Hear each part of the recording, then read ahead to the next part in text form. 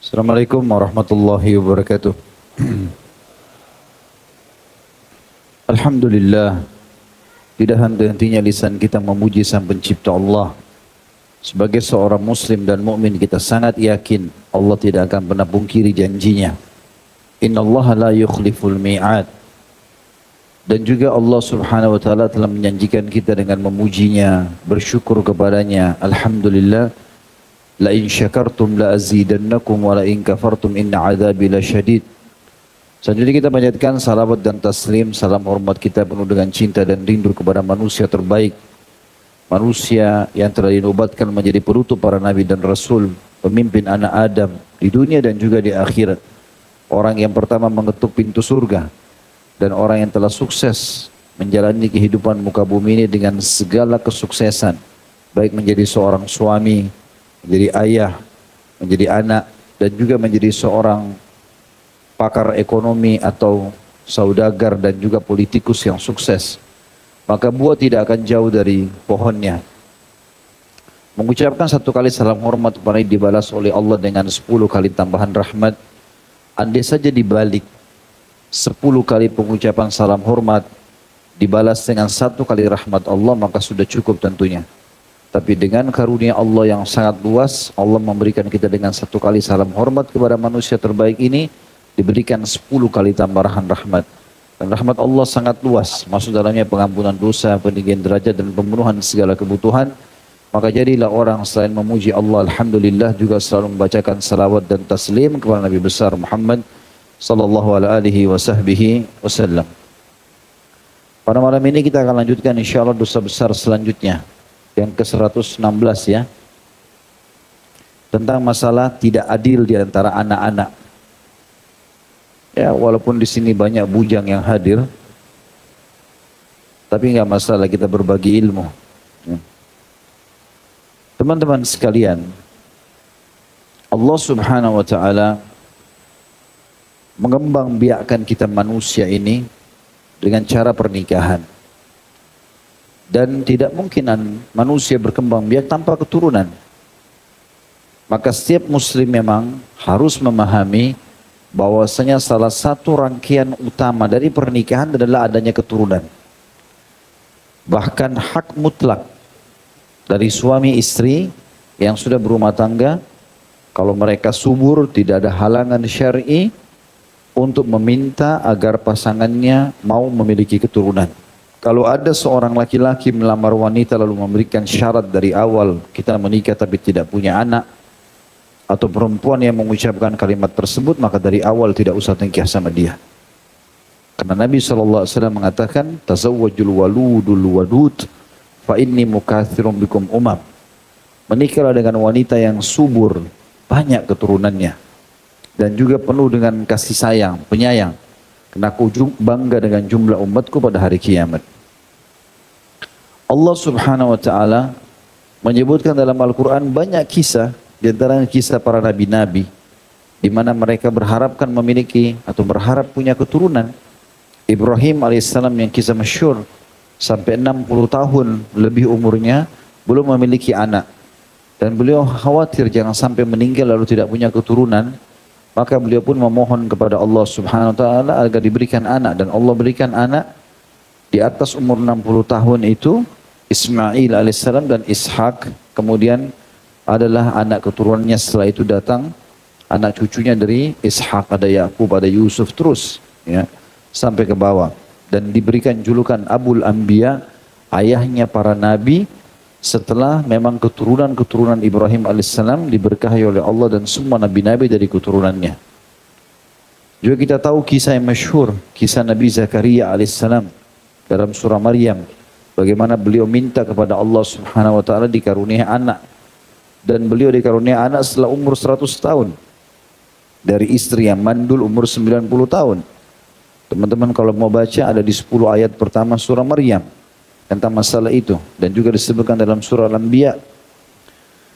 Juga kita tahu Nabi Sulaiman alaihissalam. Beliau pernah berazam, bertekad untuk menggauli para istrinya dan berharap lahir para mujahidin. Hanya saja beliau lupa mengucapkan insya Allah. Maka dari 100 orang istri hanya satu yang memiliki anak, itu pun tidak sempurna. Dan Nabi SAW mengatakan, andai Nabiullah Sulaiman mengatakan insya Allah, maka dia akan dapatkan apa yang dia inginkan. Intinya sebenarnya teman-teman sekalian, banyak sekali kisah dalam Al-Quran tentang pentingnya memiliki keturunan. Ya. Juga Allah Subhanahu Wa Taala menyebutkan bahwasanya memang penciptaan manusia ini agar mereka turun-temurun, memiliki keturunan. Dan juga dianjurkan setiap orang beriman, baik sebelum menikah atau sudah menikah, membaca doa yang masyhur dalam Al-Quran, A'udzubillahi minasyaitonirrajim, Rabbana hablana min azwajina wa dhurriyyatina qurrata a'yun waj'alna lil muttaqina imama. Ya Allah, jadikanlah pasangan-pasangan kami dan keturunan-keturunan kami qurratu a'yun, yang selalu menyejukkan mata kami, dan jadikanlah kami pemimpin orang-orang beriman. Berarti ada motivasi memang untuk memiliki keturunan ini, ya. Juga kita tahu dalam surah At-Tur, Allah SWT menitik beratkan siapapun yang punya keturunan, kemudian keturunannya dididik dengan baik, akan ikut bersama dengan orang tuanya ke surga. A'udzubillahi minasyaitonirrajim, walladzina amanu wattaba'athum dzurriyyatuhum biimanin alhaqna bihim dzurriyyatahum wa ma 'alatnahum min amalihim min syai'. Dan orang-orang yang beriman, maka kami akan ikutkan bersama mereka keturunan-keturunan mereka. Maksudnya sama-sama dimasukkan ke dalam surga. Dan kami tidak akan mengurangi sedikit pun dari balasan perbuatan mereka. Maka ini jelas motivasi-motivasi agar seseorang muslim memiliki keturunan dan diniatkan dari awal. Kalau ada orang yang diuji oleh Allah Subhanahu Wa Taala, mandul misalnya, atau memang dia menikah belum memiliki keturunan, dia tidak usah putus asa. Karena itu sudah terjadi pada Nabi Zakaria alaihissalam. Istrinya mandul. Ibrahim alaihissalam, istrinya mandul. Tapi akhirnya tetap ikhtiar, tetap berdoa, tetap sabar. Lalu Allah SWT berikan mereka karunia yang luar biasa, memberikan keturunan di akhir umur-umur mereka. Dan keturunannya langsung menjadi keturunan yang sangat baik. Teman-teman sekalian, siapa yang Allah karunia anak, maka tentu dia harus mengetahui anak itu punya hak-hak. Saya susun di dalam tulisan saya tentang masalah manajemen rumah tangga Islami, minimal ada yang saya ketahui, ada 11 hak anak. Ya mutlak, ya mungkin yang harusnya seorang muslim lakukan itu. Kalau hak yang pertama yang harus diketahui adalah sebelum menikah, setiap laki-laki yang akan jadi calon ayah, setiap perempuan yang akan jadi ibu, mereka mencari pasangan yang baik. Itu hak pertama anak. Jadi bukan berarti anak lahir baru punya hak sebelumnya. Kita laki-laki harus tahu di mana sperma kita letakkan. Karena kata Nabi SAW, takhayyaru linutafikum. Pilih baik-baik, jeli sekali di mana kalian letakkan dan tumpahkan sperma kalian. Sekali kita tumpahkan setetes, wanita itu subur, lalu hamil, maka wanita itu berstatus ibu anak kita selamanya. Mau dia jahat, mau dia pelacur, mau dia tidak baik, selesai. Tidak bisa antum hapus. Makanya Nabi SAW mengingatkan kepada seluruh laki-laki. Ini sudah sering saya sebutkan hadisnya. Saya sampaikan lagi kata Nabi SAW, tungkahul mar'atu li arba'ah. Wanita dinikahi karena 4 perkara. Limaliha karena kekayaannya, lihasabiha karena keturunannya, dijamaliha karena kecantikannya, walidiniha dan karena agamanya. Fadfar bidhatid din taribat yadak. Dahulukan agamanya istrimu itu, calon istrimu, maka hidupmu akan tenang. Taribat yadak itu orang Arab mengatakan tanganmu selamat. Maksudnya kau tidak akan sengsara karena agamanya. Kita kalau kerja nggak kepikiran dia selingkuh atau tidak, ada anak-anak diajarin ngaji, diajarin doa, diajarin sholat, udah aman. Kita sibuk cari nafkah di luar, ibunya sibuk mendidik dia. Begitu juga dengan wanita. Salah memilih sperma, tetes saja, lalu hamil, maka laki-laki tersebut akan menjadi status ayah anaknya selamanya. Gak bisa diubah lagi. Mau dia fasik, mau dia pemabuk, mau dia kafir, maka selesai urusan. Makanya Nabi SAW suruh baik-baik pilih ini. Jadi ini hak pertama anak. Itu ditekankan oleh para ulama tentang masalah itu. Dan ini tidak bisa sama sekali diengahkan begitu saja. Makanya Nabi SAW bilang kepada para wanita, "Idza ja'akum man tardawna dinahu wa khuluquhu fazawwiju illam taf'alu takum fitnatun fil ardi wa fasadun kabir." Kalau datang kepada kalian yang kalian sudah ridhoi akhlaknya dan agamanya, terima pernikahannya. Laki-laki baik datang, terima saja. Bukan harta, bukan tampannya, agamanya bagus nggak? Cara ukurnya gampang, sholat 5 waktu nggak di masjid, pekerjaannya halal atau enggak, selesai. Akhlaknya, tutur katanya, santun. Kita mudah menilai orang. Pada saat orang datang ketemu sama kita, "Assalamualaikum, apa kabar, baik, santun." Kita sudah bisa nilai kok. Oh, ini orang baik. Begitu ngomong langsung kasar, caci maki, maka kita sudah bisa tahu orang ini tidak baik, sederhana kok. Mau lebih kuat, istikharakan.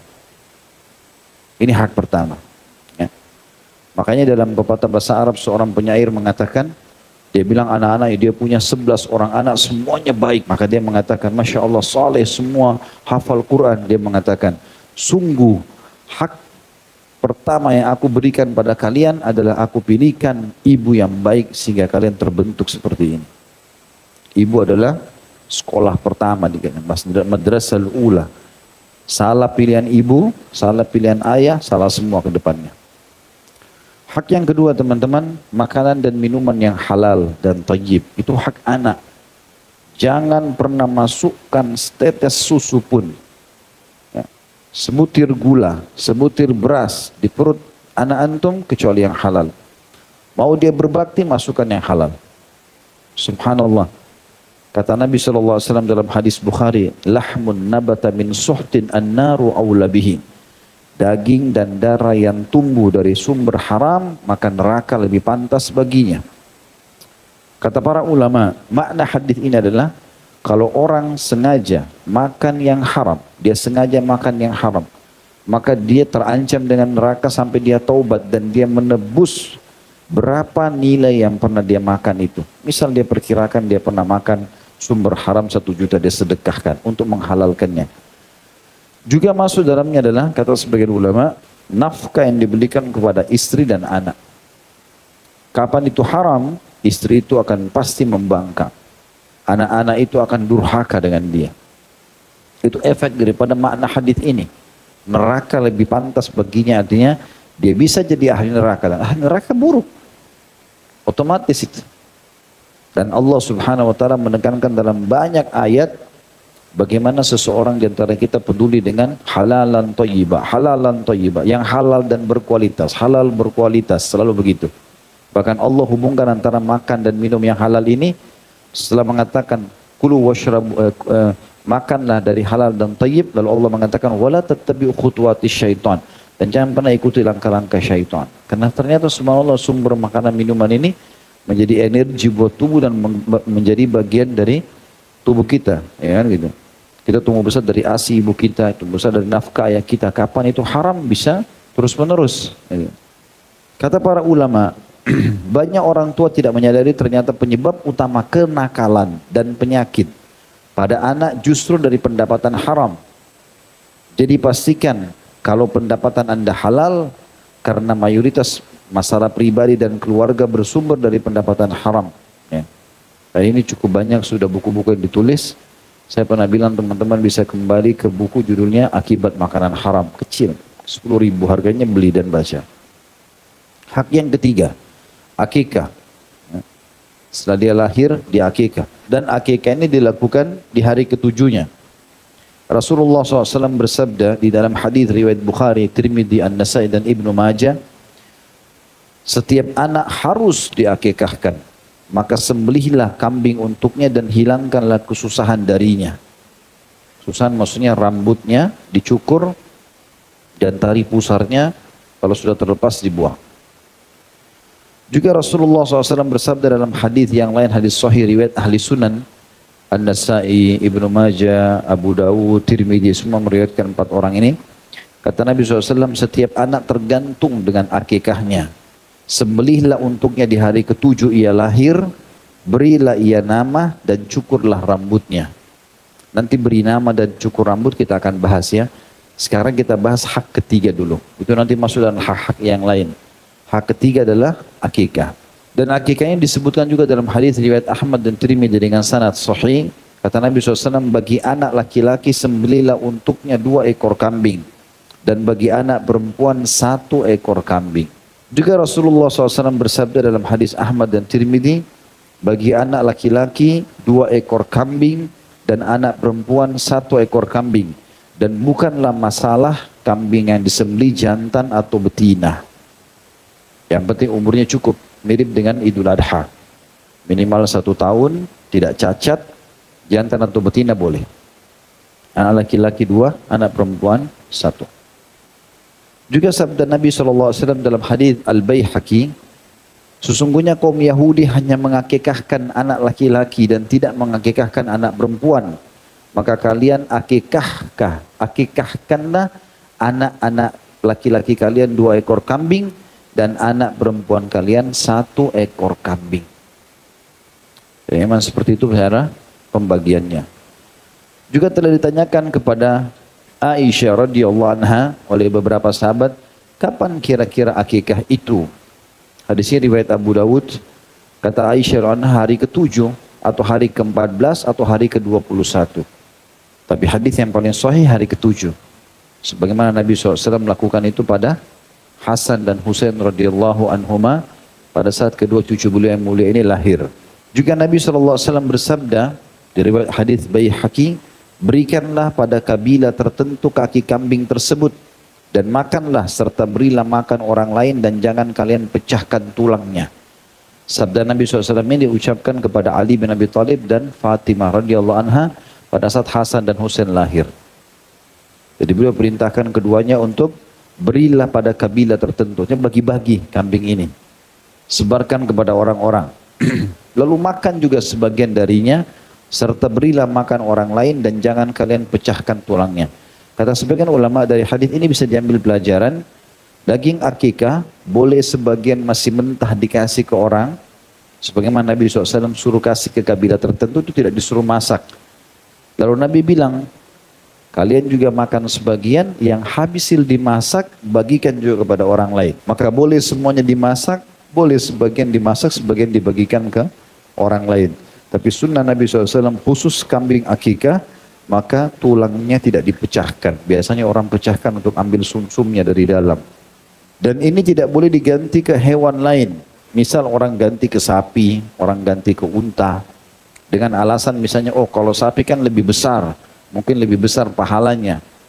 Ini pernah terjadi dalam hadis riwayat Tirmidzi pada saat Abdurrahman radhiyallahu anhu, saudara kandungnya Aisyah radhiyallahu anha melahirkan, istrinya melahirkan, maka mereka sembelihkan unta karena gembiranya lahirnya keponakan Aisyah ini. Maka Aisyah pun bertamu ke sana, lalu pada saat tahu beliau mengatakan keliru. Tetapi sunnahnya 2 ekor kambing yang sempurna, karena ini anak laki-laki 2 ekor kambing tanpa cacat sebagai sedekah untuk bayi tersebut dan 1 ekor untuk anak perempuan dan jangan dipecahkan tulangnya. Makanlah darinya, juga berilah orang memakannya dan sedekahkan. Semua itu pada hari ke-7 dari lahirnya. Bila tidak sempat maka hari ke-14, bila tidak sempat maka hari ke-21. Hadis riwayat Tirmidzi ini masih khilaf di antara ulama tentang kesahihannya, tetapi yang jelas potongan ya, yang mengatakan hari ke-7 dan larangan untuk menyembelih selain kambing ini diterima oleh para ulama karena memang sesuai dengan sikap dan perilaku Nabi alaihi salatu wassalam. Apalagi tidak pernah dinukil kalau Nabi SAW pernah menyembelihkan atau menyuruh sahabat menyembelih unta, padahal mereka mampu menyembelih pada saat itu. Juga Nabi SAW memerintahkan agar pada saat menyembelih disebutkan namanya. Disebutkan dalam hadis yang disebutkan oleh Sahibul Musannaf di nomor 7963. Kata Nabi SAW, sembelihlah dengan menyebut nama bayi dan ucapkanlah Bismillah, Bismillah Allahumma laka wa ilaika. Ini mirip dengan kalau kita sembelih umumnya. Bismillah Allahumma laka wa ilaika, baru disebutlah nama. Bahwasanya akikah ini untuk fulan, namanya anak tersebut. Hak yang keempat setelah akikah adalah mencukur rambutnya. Jadi dianjurkan dicukur tidak lebih dari hari ke-7, mirip sama akikah tadi. Berdasarkan hadis yang diriwayatkan Tirmidzi dari Ali radhiyallahu anhu, beliau berkata bahwa Rasulullah SAW menyembelih untuk Hasan seekor kambing, lalu Nabi SAW bersabda kepada Fatimah, wahai Fatimah, gundullah rambutnya atau ya, cukurlah rambutnya dan sedekahkan perak seberat rambutnya. Ali berkata, aku kemudian menimbang rambutnya dan beratnya sekedar uang 1 dirham, lalu aku membagikannya. Jadi sunnahnya menyukur semua rambut itu. Kalau misalnya ada di antara bapak ibu, biasanya juga ibu-ibu begitu khawatir, mungkin kepalanya, bayinya masih lembut segala macam, tidak usah khawatir. Insya Allah rambut mereka dengan hikmah Allah Subhanahu wa Ta'ala juga masih sangat lembut. Jadi disentuhkan sedikit saja itu sudah gugur semuanya. Dan tugas kita setelah mencukur rambut habis, menimbangnya dengan timbangan perak atau emas, kemudian kira-kira nilainya berapa gram, sedekahkan. Misal dia cuma menilai 1 gram, 1 gram harganya 300.000, ya sudah kita sedekahkan 100.000. Rambutnya dibuang saja, karena memang yang dibutuhkan adalah dicukur. Saya pernah lihat beberapa cuplikan, menurut saya itu sangat bagus hikmahnya di YouTube, tentang kalau antum ketik di YouTube hikmah mencukur rambut bayi. Jadi ada penelitian secara ilmiah, ternyata rambut bayi yang dibawa dari dalam perut itu masih banyak mengandung darah-darah yang melekat.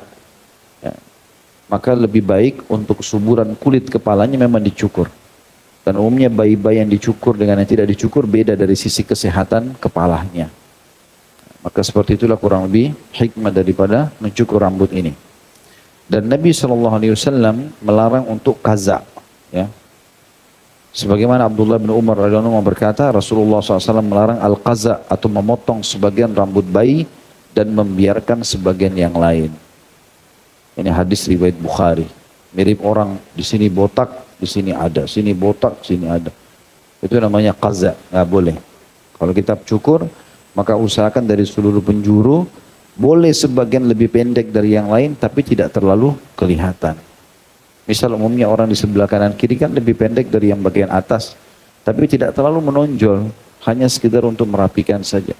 Kalau ada orang betul-betul di kiri kanannya habis sama sekali dan di atas ada, ini masuk dalam istilah qaza. Dilarang oleh Nabi alaihissalam. Hak yang kelima, tahnik. Dan tahnik artinya mengunyahkan kurma dengan halus lalu menempelkan di langit-langit bayi. Sedikit saja ya. Dan usahakan cari kurma yang lembut sekali. Kita sebagai orang tuanya kunyah aja sendiri. Baca bismillah, pakai tangan kanan, dikunyah sampai halus, sedikit saja. Dari 1 butir kurma itu dikunyah sedikit, kemudian ditempelkan ke langit-langitnya. Biarkan dia mengisapnya. Ini waktu baru lahir. Sudah dibersihkan sama perawat-perawat di rumah sakit, berikan dia itu. Dan lanjutkan terus. Sebagian ulama mengatakan 7 hari pertama sampai tiba hari akikahnya. Dia mengatakan juga lanjutkan saja. Intinya yang Nabi SAW lakukan adalah selalu mentahnik bayi-bayi yang dibawa kepada beliau. Hampir semua bayi yang lahir di Madinah, Nabi SAW seringkali menerimanya. Yang menerima bayi-bayi tersebut. Kemudian Nabi SAW memberikan nama dan mentahniknya serta mengelus bagian kepalanya. Jadi dikunyah rambut kurma sampai harus lalu ditempelkan di langit-langit. Dan ini insya Allah termasuk sunnah Nabi SAW dan juga sangat membantu pencernaan bayi. Karena kurma masuk ke dalam tubuh. Sebenarnya kurma banyak fungsinya. Di antaranya juga ulama mengatakan kalau wanita akan melahirkan untuk mempermudah pembukaan itu makan kurma. Kalau ada teman-teman yang menikah terus istrinya mau melahirkan untuk mempermudah itu, baru pembukaan 1, pembukaan 2, maka diberikan kurma, apalagi kurma rutab yang basah. Haditsnya dari Abu Musa al-Asy'ari radhiyallahu anhu, beliau berkata, suatu hari aku dikaruniakan anak yang baru lahir. Kemudian aku mendatangi Nabi SAW, kemudian beliau memberi nama padanya bayi tersebut dan beliau mentahniknya dengan sebutir kurma. Di kurma itu berulang-ulang diambil sampai habis satu butir, tapi pelan-pelan ya. Karena bayi nggak seperti kita, dia belum bisa ngunyah, dia hanya menyedot saja, maka sedikit saja. Juga Aisyah berkata dalam hadis riwayat Muslim, Rasulullah SAW selalu saja kalau dibawakan anak kepadanya, beliau mendoakan mereka dan mentahniknya. Masuk hak yang keenam, ini khilaf di antara ulama tentang masalah ini ya. Tapi saya angkat untuk supaya kita jelaskan khilafiyah mereka tentang masalah azan ya di kuping bayi pada saat lahir. Kalau dalam mazhab Syafi'iyah, Hanafiyah dan juga Ibnu Qayyim serta sebagian Malikiyah memastikan adanya azan di telinga bayi. Beranjak daripada hadis Ubaidillah bin Abi Rafi' radhiyallahu anhu dari ayahnya radhiyallahu anhu majma'in, beliau berkata, aku melihat Nabi SAW mengumandangkan azan di kuping Hasan bin Ali seperti azan solat. Hadis riwayat Ahmad, Abu Dawud dan Tirmidzi. Juga disebutkan hadis oleh Ibnu Sunni dalam Musnad dalam Al-Yawm wal Laila, Amal Yawm wal Laila, dan Abu Ya'la dalam Musnadnya, Husain bin Ali radhiyallahu anhu mengatakan bahwa Rasulullah SAW bersabda, setiap bayi yang baru lahir diazankan di telinga kanannya dan diiqamahkan di telinga kirinya, maka Ummu Sibyan tidak akan membahayakannya. Juga Ibnu Abbas berkata radhiyallahu anhu, Nabi SAW azan di telinga kanan Hasan bin Ali pada hari lahir dan iqamah di telinga kiri, diriwayatkan oleh Al-Baihaqi dalam Syu'aibul Iman. Pendapat kedua mengatakan tidak ada azan, tidak ada iqamah. Dikarenakan semua riwayat tadi tiga yang disebutkan adalah dilemahkan oleh para ulama hadis. Disepakati seperti itu. Maka mereka mengatakan lebih pantas seorang muslim untuk tidak menerima itu. Ada juga pendapat ketiga yang mengatakan boleh azan tidak ada iqamah. Karena hadis tentang azan lebih umum dan hadis-hadis tentang iqamah disepakati tentang kelemahannya. Intinya teman-teman di sini khilaf di antara ulama. Ya merasa pendapatnya atau berpegang pada pendapat yang lebih kuat silakan saya, tapi tidak boleh kita menyalahkan orang lain. Hak yang ketujuh dari anak adalah khitan. Dan khitan maknanya disebutkan dalam fikih sunnah di jilid 1 halaman 37, memotong kulit penutup bagian kepala atau ujung kemaluan laki-laki dan memotong kulit bagian atas kemaluan perempuan. Berarti dua-duanya ada khitan, laki-laki dan perempuan. Dan Nabi SAW bersabda dalam hadis Bukhari Muslim, 5 fitrah. Artinya 5 hal yang harus dijaga bagi seorang muslim, tidak boleh luput. Yang pertama, khitan. Sunat ini. Yang kedua, mencukur kumis bagi orang yang sudah dewasa. Yang ketiga, ini pernah kita bahas masalah mencukur kumis ya. Ada yang mengatakan sunnah dihabiskan sama sekali, ada yang mengatakan ditipiskan. Khilaf di antara mereka, intinya mencukur kumis. Yang ketiga, mencukur bulu ketiak laki-laki dan perempuan. Yang keempat, mencukur bulu kemaluan laki-laki dan perempuan. Dan yang terakhir, yang kelima, memotong kuku. Tapi saksi bahasan kita dari 5 fitrah ini adalah khitan. Jabir bin Abdullah berkata radhiyallahu anhu, Rasulullah SAW mengakikahkan Hasan dan Husain dan mengkhitan mereka berdua pada hari ke-7. Hadis riwayat At-Tabarani. Ya. Jadi kalau kita lihat dari hadis ini, memang bayi itu memuncaknya, diberikan nama, diakikahkan, ya, dicukur rambutnya, dikhitan di hari ke-7. Dan usahakan tidak lebih dari itu. Karena ada orang kadang-kadang membiarkan anaknya sampai mulai beranjak sudah mau balik atau sudah balik baru kemudian dikhitan. Ini melanggar sunnah Nabi SAW. Ibnu Abbas berkata juga radhiyallahu anhuma dalam hadis Tabarani, ada 7 sunnah bagi bayi pada hari ke-7-nya. Di antaranya adalah pemberian nama dan khitan. Tentu selain itu ada tahnik, mencukur rambut dan seterusnya. Dan Ibnu Qayyim rahimahullah mengatakan orang tua tidak boleh membiarkan anaknya tidak dikhitan hingga usia balik, maksimal itu. Tapi mau lebih sehat, lebih bagus pada saat baru lahir dikhitan, terutama di hari ke-7-nya itu. Jadi hari ke-7 kita sudah lakukan semuanya. Semua disebutkan dalam buku Tamamul Minnah di jilid 1 halaman 69. Hak yang kedelapan adalah diberikan ASI, air susu ibu. Allah Subhanahu wa taala berfirman dalam Al-Baqarah surah nomor 2 ayat 233. A'udzu billahi minasyaitonir rajim wal walidatu yurdi'na auladahunna haulaini kamilaini liman arada an yutimma ar-radha'ah wa 'alal mauludi lahu kiswatuhunna wa kiswatuhunna bil ma'ruf la tukallafu nafsun illa wus'aha la tudarra walidatun biwaladiha wala mauludun lahu biwaladihi wa 'alal warithi mithlu dhalik فإن أراد فصالا عن تراض منهما وتشاور فلا جناح عليهما وإن أردتم أن تسترضعوا أولادكم فلا جناح عليكم إذا سلمتم ما آتيتم بالمعروف واتقوا الله واعلموا أن الله بما تعملون بصير. Artinya para ibu hendaklah menyusui anak-anak mereka selama 2 tahun penuh. Ini masa menyusui yang paling maksimal, yaitu bagi orang yang ingin menyempurnakan penyusuannya, ya, maksimal pahalanya, maksimal juga kebutuhan bayi tersebut. Dan kewajiban ayah, ibu menyusui, kewajiban ayah memberi makan dan pakaian kepada para ibu dengan cara ma'ruf. Sudah menyusui, tentu cara makannya berbeda dengan pada saat belum punya anak. Orang kalau menyusui, ibu-ibu lebih tahu, biasanya lebih cepat lapar. Ayahnya ini, ayah bayi ini harus paham memberikan makanan lebih bagus, pakaian lebih bagus, ya. Nah, seringnya basah baju tersebut, ya, dia juga butuh energi, ya, tambahan segala macam hal yang berhubungan dengan hal-hal yang baik buat ibu tersebut.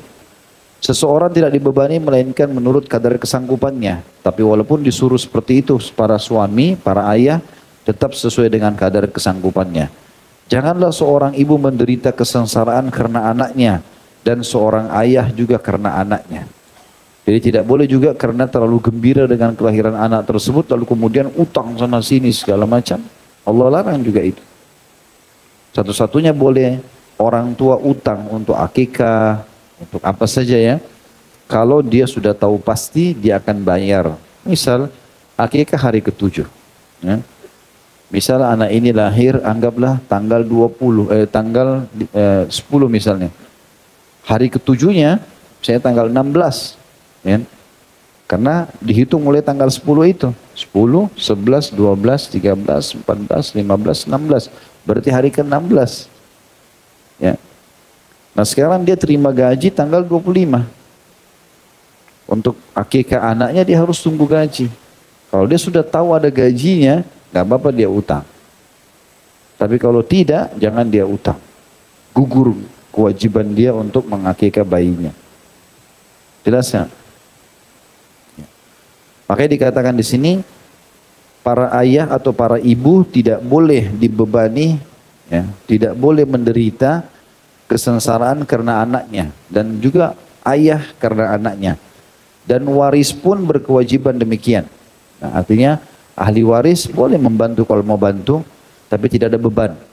Apabila keduanya ingin menyapi selama 2 tahun dalam kerelaan atau dengan kerelaan keduanya dan permusyawaratan, maka tidak ada dosa atas keduanya. Artinya ibu dan ayah ini sepakat. Ini anak kita susui sampai 2 tahun. Dan sebagian ulama mengatakan normalnya seseorang memiliki anak ke anak yang lain itu minimal habis masa menyapi ini. Jadi per 2 tahun, di tahun yang ketiga baru punya anak lagi, begitu terus, ya. Ini yang normalnya. Tapi kalau ada yang mengurangi jatah 2 tahun itu, ulama mengatakan tidak masalah. Ya. Ada juga yang membatasi minimal 6 bulan, ya. Kalau secara medis sekarang kan sudah ditentukan kalau setelah ASI 6 bulan sudah boleh ditambah dengan makanan tambahan yang lain. 6 bulan pertama itu dimurnikan ASI. Kalau dalam syariat kita malah 2 tahun itu murni ASI semuanya, gitu kan. Nah kalau sudah 6 bulan tidak ada masalah. Mereka mau berhentikan pun tidak ada masalah. Apalagi kalau memang si ibu itu menghadapi masa kehamilan. Lalu dikatakan maka tidak ada dosa dan tergoda. Dan jika kamu ingin anakmu disusui oleh orang lain pun, misal perempuan itu tidak punya ASI, ibunya, maka boleh disusui oleh perempuan lain yang punya ASI. Ya. Tapi Allah ingatkan di sini. Allah bilang, dan jika kamu ingin anakmu disusukan oleh orang lain, maka tidak ada dosa bagimu apabila kamu memberikan pembayaran menurut yang patut. Bayar ibu itu. Susunya dibayar untuk kemuliaan anak ini. Jangan dikasih susu gratis. Ya. Bertakwalah kepada Allah dan ketahuilah Allah Maha melihat apa yang kamu kerjakan. Tentu juga di sini teman-teman yang dimaksud dengan dibayar adalah kalau memang dasarnya ibu itu bekerja untuk itu ya. Mirip dengan waktu Nabi SAW disusui oleh Halimah Sa'diyah. Ya. Waktu beliau disusui sama Halimah Sa'diyah, itu memang suku Sa'diyah ini wanitanya menjual jasa itu. Memang mereka keliling-keliling di Mekah, setiap 1 bulan sekali datang. Ada nggak anak-anak bayi Mekah yang mau disusuin? Nanti tinggal sama mereka di padang pasir, amanah, baru dibayar nanti. Bayar jasanya. Dan memang sunnah begitu. Tapi kalau misalnya teman sama temannya, kebetulan ibu A sama ibu B. Ibu A ini tidak punya ASI yang banyak, ibu B punya ASI yang banyak. Ada sebagian ibu-ibu subhanallah memang begitu. Allah SWT hanya kasih bisa menyusui dalam seminggu, 2 minggu, habis itu ASInya habis. Kuasa Allah SWT. Maka di sini boleh dia minta temannya atau tetangganya susui anaknya. Kalau dia memang bukan pekerjaannya, cuma lillahi ta'ala dia mau bantu, maka nggak apa-apa juga, nggak usah dibayar. Yang dibayar ini kalau memang betul-betul itu profesinya dia. Ya. Maka itu sunnahnya, jadi boleh saja. Dan ini juga perlu bagi akhwat kita yang mau menyumbang, donor ASI, dia harus bertakwa kepada Allah SWT dengan cara memberikan nama jelas dia. Karena anak bayi itu, kalau sudah disusui sampai 5 kali dan kenyang, berarti jadi anak susuan. Dan kata Nabi SAW berlaku pada susuan apa yang berlaku pada nasab. Seperti keluarga udah, mahram. Tapi yang kena mahram hanya orang yang disusui. Misalnya saya disusui oleh ibu tetangga. Ibu tetangga ini punya 3 anak perempuan. Kalau saya sampai kenyang 5 kali menyusui berarti saya nanti jadi mahram bagi ibu tersebut pada saat saya dewasa. Ini bicara kalau baik. Anak-anaknya ibu itu yang 3 perempuan menjadi mahram saya. Gak boleh menikah. Tapi tidak berlaku unsur timbal balik ya. Kalau saya punya adik 2 laki-laki, tetap boleh menikah sama saudara-saudara susuan saya. Karena cuma saya yang berlaku pada mereka, mereka tidak berlaku pada keluarga saya. Seperti itulah. Hak yang ke-9. Memilihkan nama yang baik. Berang daripada hadis Abu Dawud, kata Nabi SAW, kalian akan dipanggil pada hari kiamat dengan nama-nama kalian dan nama orang tua kalian. Maka perindahlah nama-nama kalian. Cari nama-nama yang paling bagus. Yang sebutannya bagus, maknanya bagus gitu ya. Juga dalam hadis Bukhari, kata Nabi SAW, bernamalah dengan nama para nabi. Dan nama yang paling Allah cintai adalah Abdullah dan Abdurrahman. Dan nama yang paling jujur adalah Harith dan Umam. Serta yang paling buruk adalah Harb. Harb itu artinya perang. Dan Murrah artinya pahit. Jadi Nabi SAW suruh kita kasih nama yang terbaik. Makna daripada sabda Nabi SAW, bernamalah kalian dengan nama para nabi-nabi. Artinya pakai nama-nama mereka dan cukup 1 nama. Jelas nggak ini? Jadi kalau Yusuf, Yusuf saja. Harun, Harun saja. Musa, Musa saja. Tidak ada Muhammad, Yusuf, Harun. Muhammad Nabi, Yusuf Nabi, Harun Nabi. Siapa yang mau dipanggil? Hah? Jangan tersinggung kalau ada yang punya nama itu di sini ya. Saya cuma kasih contoh. Karena kadang-kadang kita tidak paham. Bahkan kebanyakan nama Muhammad SAW, nama yang paling mulia, pemimpin anak Adam, itu cuma jadikan simbol saja. Cuma nama di KTP, nggak pernah dipanggil dengan Muhammad. Kenapa? Panggil nama yang baik. Bahkan Nabi Muhammad SAW lebih baik daripada nabi-nabi yang lain. Biasanya diberikan nama Muhammad Musa. Musanya yang dipanggil. Muhammadnya enggak. Kenapa? Jadi mereka cuma taruh simbolik saja gitu. Jadi kalau pakai nama Muhammad, Muhammad saja. Enggak usah tambah yang lain. Misalnya Yusuf, Yusuf saja. Harun, Harun saja. Itu lebih baik. Dan dipanggil lengkap. Jangan mat. Sub. Memangnya sup yang mau dimakan? Yusuf, nama yang benar. Nabi yang paling tampan, kalau sup lain lagi. Hah? Itulah. Jadi nggak usah panjang-panjang namanya. Karena tradisi kita di Indonesia begitu, namanya panjang sekali. Yang unik ini saya sudah sering ulangi materi ini, subhanallah. Masih ada ikhwah datang kepada saya, Ustaz, nama anak saya fulan, fulan, fulan, fulan. 3 sampai 4 nama. Ya akhi, anak sudah nasihati antum pakai nama satu. Oh ini permintaan mertua, ini permintaan orang tua. Banyak benar orderannya ini. Hah? Cukup nama, ya. Satu-satunya nama yang boleh dinisbatkan 2, itu nama dinisbatkan kepada Allah, kayak Abdullah. Nah itu ya penisbatan penghambaan kepada Allah. Abdurrahman, Abdul Ghafur, Abdul Syakur, itu lain karena nama Allah. Penisbatan penghambaan kepada Allah. Selain daripada itu enggak usah. Makanya kita tidak pernah temukan. Coba ada enggak nama nabi-nabi yang dari 2? Ya ada. Adam, Nuh, Saleh, Syuaib, Hud, 1 nama. Ya, benar enggak? Baik istri-istri Nabi, Aisyah, Hafsah, Sofiyah. Yang digabung Ummu Salamah itu bukan namanya beliau. Ummu Salamah karena anaknya namanya Salamah. Tapi ada Saudah, ya, Juwairiyah, 1 nama. Jadi nggak usah ditambah-tambah. Siti Aisyah, Siti itu tradisi orang Mesir kalau bilang Siti artinya ibu.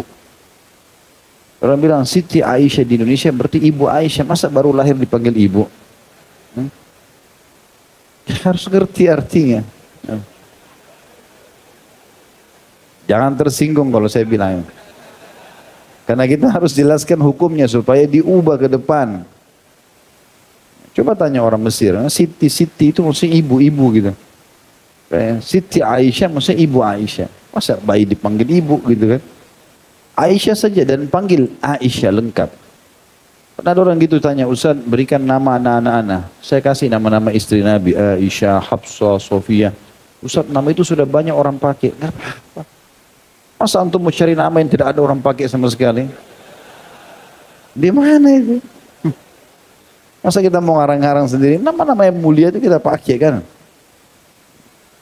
Maka tidak apa-apa walaupun orang sudah banyak pakai, nggak ada masalah gitu. Kemudian juga dalam hadis yang lain, ada nama-nama yang diharamkan, tidak boleh antum pakai. Nama ini haram untuk dipakai. Seperti misalnya disepakati oleh para ulama menggunakan penisbatan penghambaan kepada selain Allah. Seperti Abdul Ali, Abdul Amr, Abdul Zaid, Abdul Dinar, ya. Ada orang bilang misalnya Abdul Rupiah, siapa tahu. Abdul Dolar, hamba. Ini nggak boleh, karena abd hanya untuk Allah. Dan kalau laki-laki Abdullah, kalau perempuan Amatullah. Ini memang yang masih jarang juga dipakai di Indonesia ya. Amatullah, Amatur Rahman. Itu mirip sama Abdullah dan Abdurrahman. Dan para sahabat menamakan anak-anak mereka dengan nama-nama ini. Rasulullah SAW bersabda dalam hadis riwayat Bukhari, sungguh telah rugi orang yang bernama Abdul Dinar, Abdul Dirham. Ya. Ini maksudnya hamba-hamba uang, gitu kan? Dia namakan nama-nama begitu. Juga dalam hadis yang lain kata Nabi SAW, sungguh orang yang paling Allah benci dan paling buruk pada hari kiamat adalah orang yang bernama Malikal Mulk. Ini haram dipakai. Kenapa? Karena Malikal Mulk namanya Allah. Raja seluruh raja.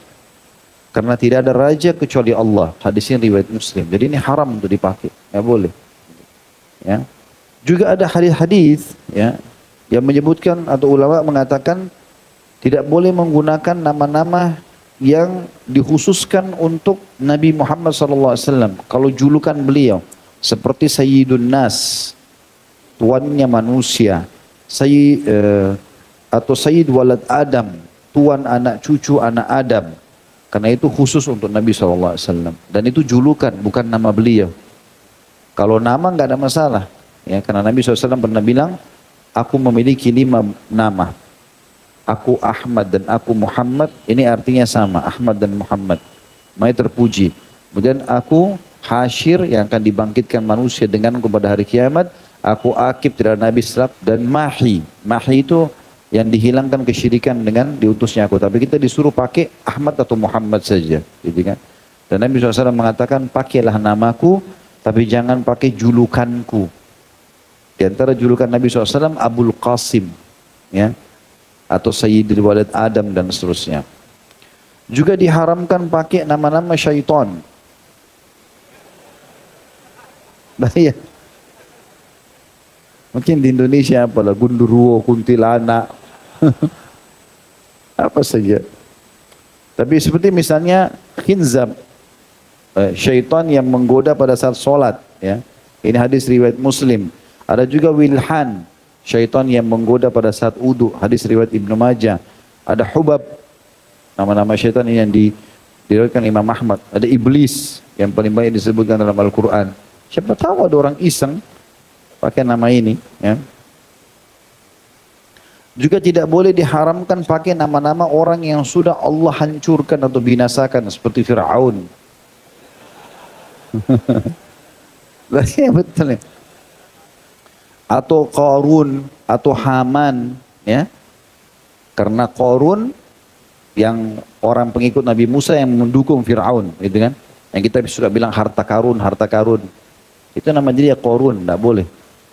Namanya juga Haman, Haman tangan kanannya Fir'aun yang Allah binasakan. Itu semua tidak boleh. Kemudian juga hadis Nabi SAW yang riwayat Muslim, janganlah kalian menamakan anak kalian dengan yasaran atau kiri, ya.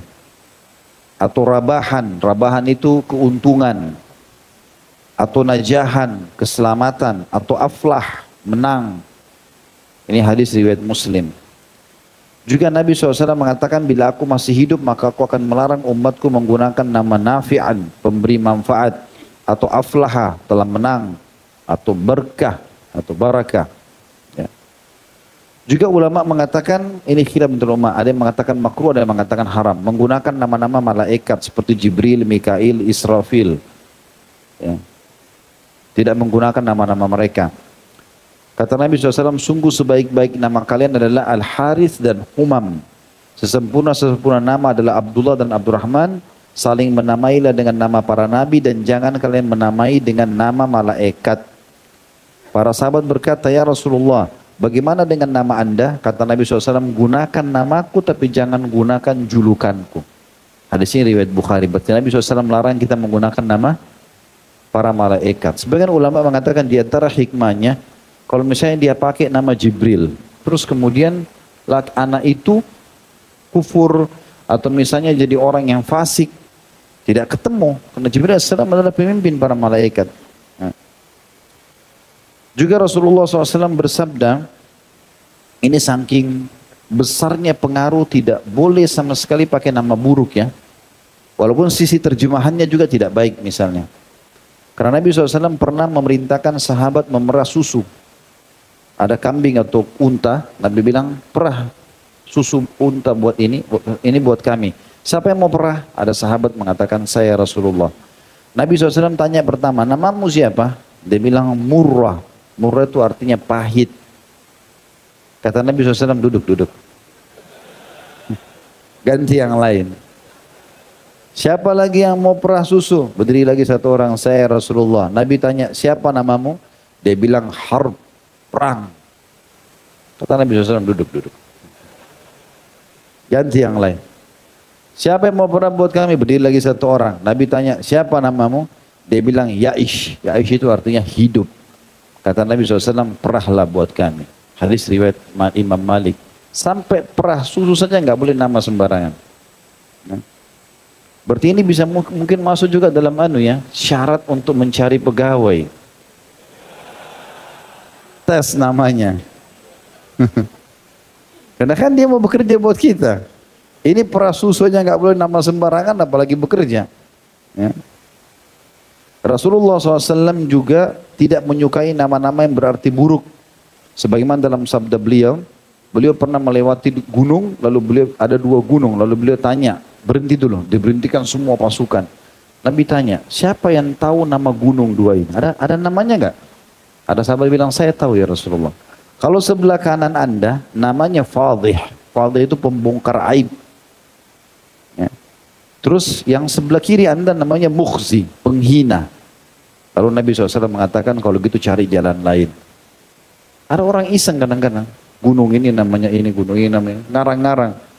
Itu sudah cukup untuk membuat Nabi SAW tidak mau pakai di situ. Tidak mau lewat. Padahal nama saja. Gitu kan. Begitu juga Nabi SAW selalu menggunakan nama-nama yang baik. Nabi belum memberikan nama pedang, pedangnya, perisainya, ya, kudanya, untahnya. Nabi SAW berikan nama-nama semuanya. Dengan nama-nama yang baik. Juga ulama sepakat selain haram ada makruh. Kalau yang makruh itu seperti menggunakan potongan-potongan awal Al-Quran. Seperti alif, lam, mim, ha, mim. Ya. Maka itu termasuk dianjurkan untuk tidak. Baik, izinkan saya tutup sampai ini. Karena ada 11 saja. Poin ke-10, hak anak adalah pendidikan dan perlindungan. Dan Allah Subhanahu wa taala menyebutkan dalam surat Tahrim masalah itu. Surah nomor 66 ayat 6. Allah berfirman, "A'udzubillahi minasyaitonirrajim. Ya ayyuhalladzina amanu qu anfusakum wa ahlikum naran wa quduhan nas wal hijaratu 'alaiha malaikatun giladun syidadun la ya'sunallaha ma amarahum wa yaf'aluna ma yu'marun." Hai orang beriman, peliharalah dan selamatkan dirimu dan keluargamu dari api neraka. Kata ulama, keluarga sini adalah istri dan anak. Selamatkan mereka dari api neraka. Yang bahan bakarnya dari manusia dan batu, penjaganya malaikat-malaikat yang kasar, keras dan tidak mendurhakai Allah terhadap apa yang diperintahkannya kepada mereka dan selalu mengerjakan apa yang diperintahkan. Ya. Dan sampai pada tingkat teman-teman sekalian, kalau kita terbunuh membela anak-anak kita, termasuk mati syahid. Kata Nabi SAW, siapa yang terbunuh membela hartanya, ia mati syahid. Barang siapa yang terbunuh membela keluarganya, istri dan anak-anaknya, dia mati syahid. Barang siapa yang terbunuh membela kehormatannya, dia mati syahid. Dan terus saja seperti itu. Kemudian dalam pendidikan anak-anak, kita harus mengetahui, dalam anak-anak nanti pendidikan ini, haknya dia adalah dididik masalah tauhid. Selalu kembalikan kepada Allah. Kemudian kenalkan tentang Syama'il Muhammadiyah. Ya, tentang Syama'il Muhammadiyah itu siapa Nabi Muhammad SAW secara fisik, secara akhlak seperti apa sih? Gitu. Kemudian pengenalan tentang agama Islam yang benar sesuai dengan wahyu Al-Quran dan Sunnah. Pengenalan para salafus saleh, sahabat, tabi'in dan tabi'in. Kemudian membiasakan hiburan anak itu ya adalah majelis ilmu, kunjungi rumah anak yatim, fakir miskin, rumah sakit untuk menjelaskan bahwasanya ini ya orang sakit dan kita sudah sehat, alhamdulillah bersyukur. Perpustakaan, situs-situs bersejarah terutama berhubungan dengan Islam baik dalam negeri atau luar negeri, dan hindari semaksimal mungkin pergaulan jalanan dan juga memperbanyak ke pasar kecuali darurat kalau pasar itu. Kemudian kontrol pergaulannya dan pilih lembaga pendidikan yang berkualitas. Ini semua termasuk dalam pendidikan anak yang sehat. Insya Allah saya lanjutkan nanti sebentar karena masih ada beberapa poin. Melihat waktu iqamah sudah dekat, kita lanjutkan insya Allah setelah itu. Subhanakallahumma bihamdika, asyhadu an la ilaha illa anta astaghfiruka wa atubu ilaik. Wassalamualaikum warahmatullahi wabarakatuh. Bismillah. Assalamualaikum warahmatullahi wabarakatuh. Alhamdulillah wassalatu wassalamu ala rasulillah. Segala puji dan puja kehadirat Allah subhanahu wa ta'ala. Juga salawat dan taslim kepada Nabi besar Muhammad sallallahu alaihi wasallam. Tadi terakhir kita jelaskan hak yang ke-10 dari anak-anak adalah pendidikan. Dan sudah saya jelaskan poin teman-teman sekalian pentingnya penanaman akidah yang paling pertama. Poin dasarnya adalah selalu kembalikan kepada Allah. Nah, jangan tinggalkan sholat karena Allah memerintahkannya. Bukan karena ibu atau ayah. Sedekah ini karena Allah perintahkan. Ini karena ini. Selalu Allah. Akidah. Yang kedua, kenalkan tentang Syama'il Muhammadiyah. Tentang masalah fisik, akhlak, juga sejarah lengkap Nabi Muhammad SAW. Makanya dari kecil kita berikan buku-buku sejarah Nabi Muhammad SAW. Bacakan setiap kali mau tidur. Selalu sebutkan. Dan selalu nama Nabi SAW ini terbiasa. Nabi SAW, Nabi SAW. Makan dengan tangan kanan nak. Karena Nabi SAW perintahkan. Begini dan begitu semuanya. Masuk kamar mandi, keluar kamar mandi, doa mau tidur. Semua kita sebutkan. Ajaran dari Nabi SAW. Yang ketiga, pengenalan agama Islam dari sumber yang benar, wahyu, Al-Quran dan Sunnah. Yang keempat, pengenalan tentang para salafus saleh dari sahabat, tabi'in, tabi'in, kisah mereka lah. Ya. Kisah para nabi-nabi, kisah para sahabat, kisah para tabi'in. Dan buku-buku sekarang sudah cukup banyak yang diterbitkan. Kemudian yang keempat membiasakan, atau yang kelima maaf, membiasakan hiburan anak dalam majelis ilmu. Buat mereka dari kecil, seperti ikhwan-ikhwan yang bawa anak-anaknya, Masya Allah kecil-kecil ini bagus. Jadi mereka terbiasa kau ini adalah hiburannya. Jadi mereka kalau apa ke majelis ilmu. Bahkan sebagian ikhwah cerita sama saya mengatakan, karena saya sudah biasakan anak Ustadz sampai akhirnya dia merasa atau mengingatkan saya jadwal. Hari ini kan ada jadwal ini ayah, ya. Maka diajak ke sana gitu. Kunjungi rumah anak yatim, rumah fakir miskin yang lebih susah gitu ya, supaya mereka bersyukur. Rumah sakit, tapi rumah sakit yang kira-kira tidak terlalu banyak juga pasiennya, hanya untuk menunjukkan, apalagi kalau ada kerabat yang sedang sakit nih, lihat bagaimana orang kalau sakit susahnya, dan kita sekarang sehat, kita harus bersyukur. Perpustakaan agar mereka terbiasa baca buku, informasi, ya. Kemudian situs-situs bersejarah, terutama Islam dalam negeri atau luar negeri, dan juga hindari pasar dan mal kecuali darurat. Kemudian yang keenam adalah kontrol pergaulannya. Kita yang atur sama siapa dia berteman, bukan dia yang pilih. Ya. Makanya teman-teman biasakan tanya, siapa namanya temannya nak di sekolah, biarin dia sebutnya. Biarkan dia sebutkan. Oh teman saya ada si fulan, si fulan, si fulan. Saya kadang-kadang duduk sama anak-anak begitu. Terus saya tanya, siapa di antara teman-temannya yang paling pintar? Oh si fulan gitu. Siapa yang kira-kira tidak pintar? Oh si fulan. Kenapa yang itu pintar? Oh karena dia suka bertanya sama guru. Dia kalau ditanya dia bisa jawab.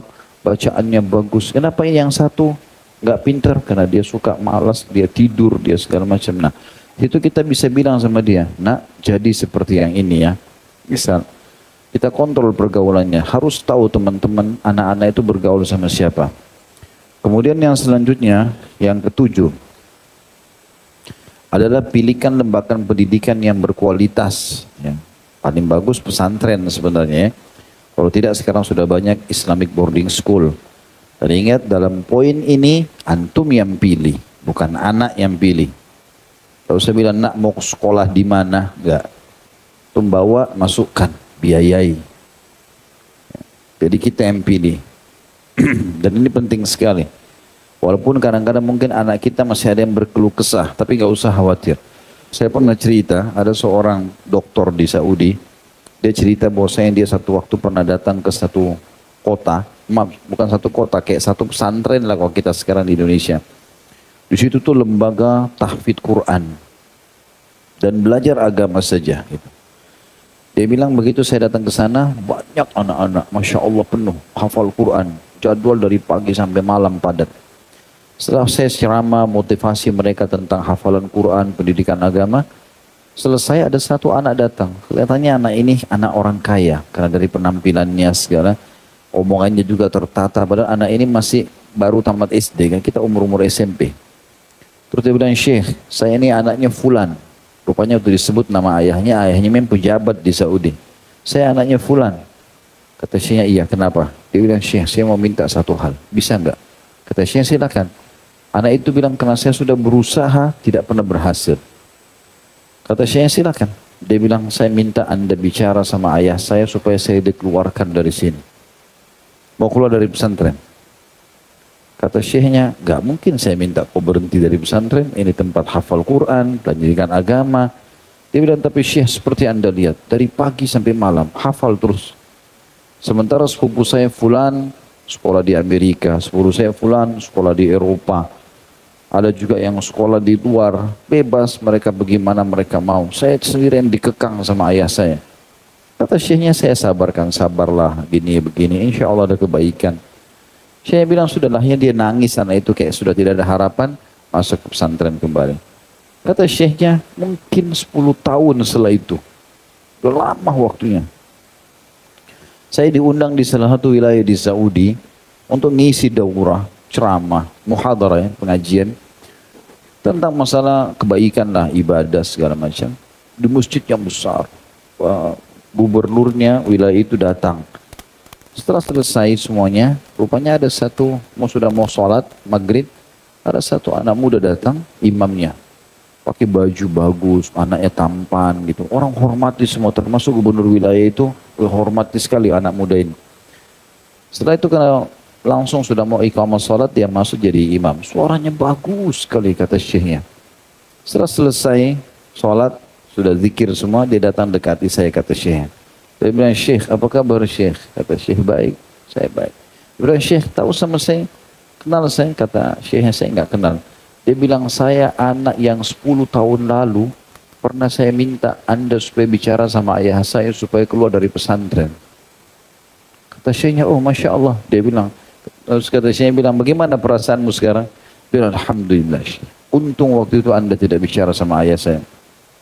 Bilang, kalau Anda bicara mungkin saya tidak akan jadi seperti ini. Alhamdulillah Syekh, sekarang saya sudah hafal 30 juz Al-Quran. Saya juga baru tamat kuliah, dia bilang. Nah, waktu itu dia bilang saya tamat kuliah karena kan 6 tahun SMP sama SMA sampai 4 tahun kuliah kan. Saya baru selesai kuliah ya, dan dikisim di bagian syariat, kuliah syariah. Dan saya sekarang diangkat menjadi hakim di kota ini, di wilayah ini gitu. Alhamdulillah ala kuliah. Kata Syekhnya, bagaimana dengan sepupu-sepupumu itu? Dia bilang ya masih begitu aja keadaannya walaupun di Eropa sama Amerika tapi mereka jauh dari agama. Maka kata Syekh, Alhamdulillah itu manfaatnya. Artinya kadang-kadang subhanallah anak-anak kita tidak tahu manfaatnya, kita lebih tahu.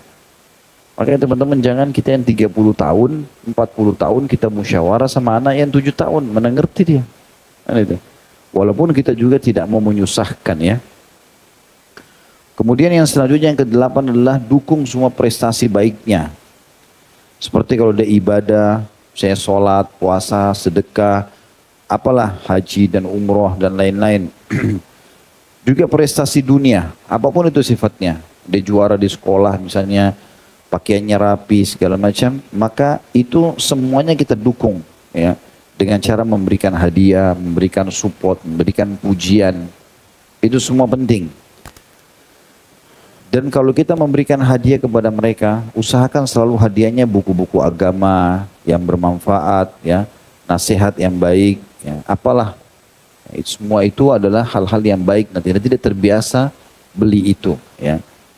Kemudian yang selanjutnya yang ke-10 adalah jagalah kesehatan akalnya, jiwanya dan raganya, seperti pola makan, pola tidur. Seperti misalnya anak-anak sekarang masalah handphone, ya, harus dikontrol. Bagaimana caranya mereka? Kalaupun pakai handphone itu, handphonenya dikontrol dan handphone pun bisa dipakai misalnya di hari ini dan hari itu misalnya. Di istri saya di rumah itu terapin anak-anak cuma Sabtu Ahad lagi libur, boleh pegang handphone. Handphone pun diawasi, lihat apa nih. Gitu. Maka mereka sibuk belajar di hari-hari sekolah itu. Kemudian yang ke-11 ya, pola pendidikan Ali bin Abi Thalib perlu diterapkan, yaitu didiklah anak dengan 7 tahun kali 3. 7 tahun pertama dengan kelemah lembutan, karena 7 tahun pertama ini, mulai dari bayi sampai 7 tahun, semuanya kadang-kadang pikirannya suka bermain. Maka ini dengan kelemah lembutan, nasihatin, rangkul, kadang-kadang kita ikut bermain sama mereka. 7 tahun kedua dengan ketegasan, bukan keras. Ini boleh, ini nggak boleh. Ini haram, ini halal gitu loh. Dan yang terakhir 7 tahun ketiga, ajak dia bermusyawarah. Jadi misalnya, dari 14 sampai 21 tahun itu diajak bermusyawarah. Ini boleh kita tanya pendapatnya di umur ini. Tapi bukan di masa kanak-kanaknya. Yang terakhir ini yang jadi saksi bahasan kita hak ke-11 adalah adil di antara anak-anak. Dan itu Allah subhanahu wa ta'ala sebutkan dalam surah Al-Ma'idah, surah nomor 5 ayat 8. Di antara potongan ayatnya di situ adalah, atau saya baca semua ayat saja. A'udzubillahi minasyaitonirrajim. Ya ayyuhalladzina amanu kunu qawwamina lillahi syuhada'a bil qist. Wala yajrimannakum syana'anu qaumin ala alla ta'dilu i'dilu huwa aqrabu littaqwa wattaqullaha innallaha khabirum bima ta'malun. Hai orang beriman, hendaklah kamu jadi orang-orang yang selalu menegakkan kebenaran karena Allah, menjadi saksi dengan adil, dan janganlah sekali-kali kebencianmu terhadap satu kaum mendorong kamu untuk berlaku tidak adil. Berlaku adillah, karena adil itu lebih dekat kepada takwa. Dan bertakwalah kepada Allah, sungguhnya Allah maha mengetahui apa yang kamu kerjakan. Kata ulama, kau harus adil dalam masalah ini. antara anak-anakmu, antara istri-istrimu, antara persahabat-sahabat, antara pokoknya semua yang berhubungan dengan masalah kita harus berlaku baik, maka kita adil semuanya. Ini yang dimaksud dengan firman Allah Subhanahu wa taala. Dan Nabi SAW merincikan itu dalam hadis-hadisnya tentang makna i'diluhu aqrabu littaqwa, berlaku adillah karena itu lebih baik atau lebih dekat dengan ketakwaan. Dalam sabda beliau, sama ratakanlah pemberian di antara anak-anak kalian. Seandainya aku boleh mengutamakan di antara anak-anak, aku akan dahulukan anak perempuan. Jadi memang anak perempuan didahulukan, kalaupun memang sampai memang harus ada dahulukan, tapi tidak boleh. Dalam masa hidup harus semuanya sama. Gitu ya. Satu-satunya keadaan yang kata para ulama tidak disamakan adalah porsi. Misalnya porsi makan. Anak SMA beda makannya dengan masih bayi misalnya. Maka itu tidak bisa disamakan. Atau ukuran pakaian. Mungkin tidak bisa karena anak SMA badannya besar. Bayi kecil. Gitu ya. Tapi kita bisa mengaturnya selain daripada ini. Seperti misalnya kalau kita ajak jalan, ya, atau kita memberikan kalau mereka sudah mulai beranjak dewasa, maka kita berikan mereka yang sama. Misalnya ini kita berikan kendaraan juga sama-sama semuanya. Ini harus dilakukan. Dan ini disebutkan juga dalam hadis yang sahih kata Nabi SAW di riwayat Bukhari Muslim, bertakwa kepada Allah dan berlaku adillah di antara anak-anak kalian. Ini hadis sahih riwayat Bukhari Muslim, dan hadis yang lain hadis Ibnu Majah, tapi ini masih dilemahkan oleh ulama. Ini penguat saja yang kata Nabi SAW, muliakanlah anak-anak kalian dan perindahlah akhlak mereka karena anak-anak kalian adalah hadiah buat kalian. Sebagai penutup teman-teman adalah yang saya bahas dalam tulisan saya ini, karena ini saya foto dari laptop ya, maka saya taruh di handphone tadi. Saya akan bacakan juga apa yang dikatakan Syekh Muhammad Al-Munajjid hafizahullah. Tapi ada sebuah riwayat yang diangkat juga oleh beliau di sini, ya, yaitu kisah tentang Bashir, ayahnya Nu'man. Ya. Nanti kita baca riwayat itu tentunya. Saya akan bacakan dulu apa yang dikatakan oleh Syekh Muhammad Munajjid hafizahullah di halaman 100 di poin atau dosa ke-35 di buku beliau ini. Tidak adil di antara anak. Kata beliau, sebagian orang tua ada yang sengaja memberikan perlakuan khusus dan istimewa kepada sebagian anaknya. Anak-anak itu diberikan berbagai macam pemberian, sedang anak yang lain tidak mendapatkan pemberian. Menurut pendapat yang paling kuat, tindakan tersebut atau tindakan semacam itu hukumnya haram, dosa.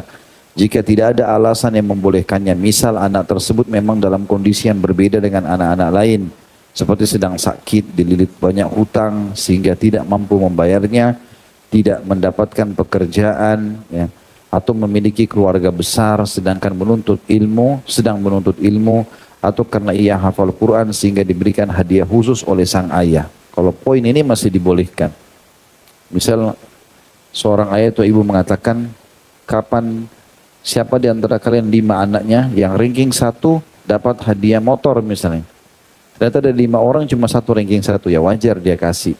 Itu nggak ada masalah dibedain karena prestasi. Tapi ini maksud sini yang tidak boleh adalah kalau kita memberikan makan misalnya. Mungkin 2 orang ditraktir di restoran ini, yang lainnya di restoran sana. Enggak, memang sama kita berikan. Jika sang ayah memberi anaknya sesuatu dengan sebab yang disebenarkan secara syar'i atau syara', hendaknya ia berniat jika anaknya yang lain mengalami kondisi yang sama, ia akan memberinya pula.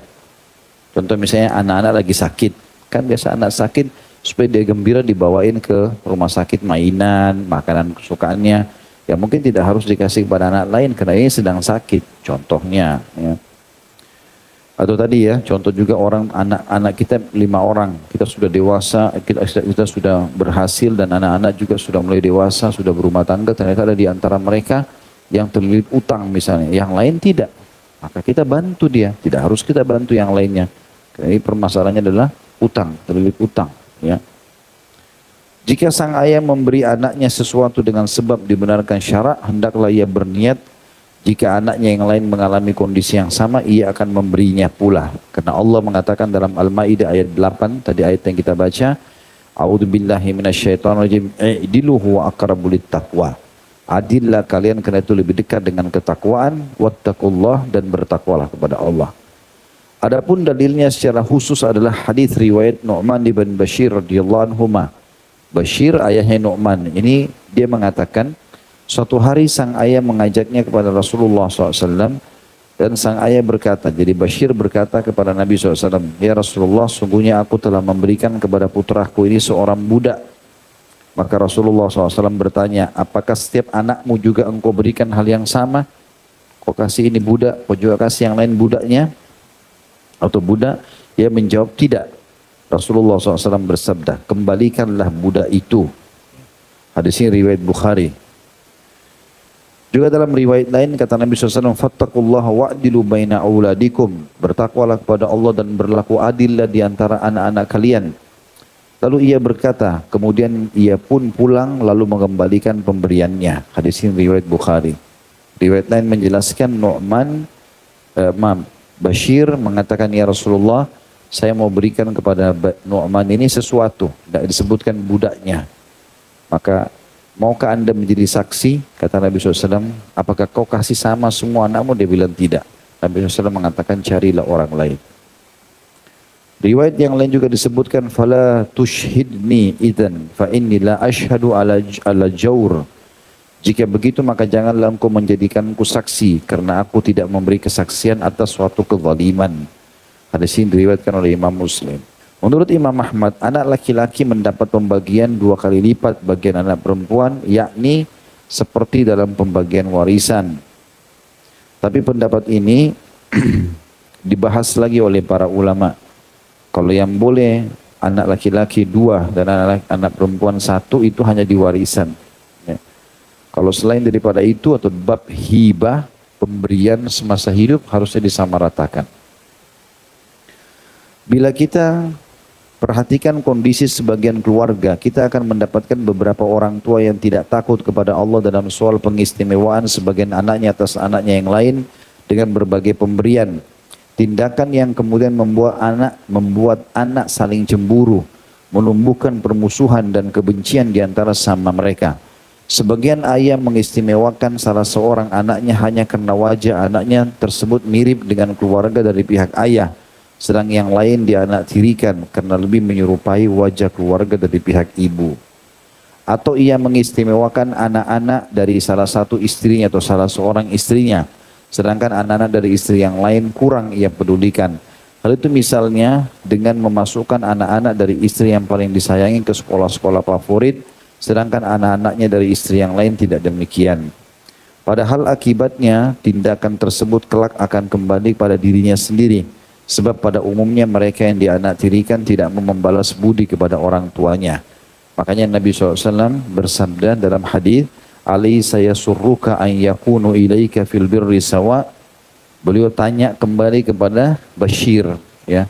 Waktu Bashir tadi cuma mau kasih Nu'man, kata Nabi SAW, bukankah akan menyenangkanmu jika mereka semua sama dalam berbakti kepadamu? Maka kata Nu'man, kata Bashir, tentu ya Rasulullah. Kata Nabi SAW, kalau begitu adillah di antara mereka. Kalau begitu adillah di antara mereka. Jadi ini hak anak yang ke-11 dan ini bahasan kita tentang wajibnya seorang ayah untuk adil terhadap anak-anaknya. Kalau tidak akan ada tuntutan hukum di situ. Allahu a'lam. Kita berdoa kepada Allah SWT khususnya bagi negara tercinta kita ini dan juga bagi wilayah-wilayah tertentu yang sedang ditimpa cobaan. Semoga Allah SWT angkat permasalahan mereka. Allah juga terima para orang-orang yang sudah meninggal sebagai syuhada. Dan semoga seluruh permasalahan ini diselesaikan oleh Allah SWT dan dijadikan muhasabah bagi orang-orang beriman. Karena peringatan demi peringatan sudah datang kepada kita berulang kali banjir, gempa dan segala macam. Ini peringatan. Dan Nabi SAW sudah mengatakan dalam hadis pada saat terdengar guntur yang besar, guntur saja, belum turun hujan, kata Nabi SAW, ini adalah peringatan keras dari Allah di langit kepada penduduk bumi. Apalagi kalau sudah turun sampai banjir segala macam. Kita harus jadikan ini sebagai bahan muhasabah. Intinya kita minta kepada Allah SWT supaya permasalahan negara kita diangkat oleh Allah SWT. Seluruh utangnya dilunasi dengan semudah-mudahnya. Seluruh rezeki dikeluarkan dari seluruh penjuru negara kita. Dan Allah memberikan kita pemimpin yang muslim, adil, kembali kepada Al-Quran dan Sunnah. Dan semoga umat Islam menyatukan umat Allah SWT menyatukan seluruh umat Islam di bawah bendera yang benar, yaitu wahyu Al-Quran dan Sunnah dalam segala ini kehidupan mereka, terutama ibadah.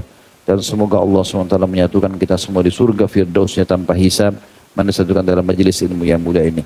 Pada benar pasti dari Allah, pada salah dari saya mohon dimaafkan. Subhanakallahumma bihamdika, asyhadu an la ilaha illa anta astaghfiruka wa atubu ilaik. Assalamualaikum warahmatullahi wabarakatuh.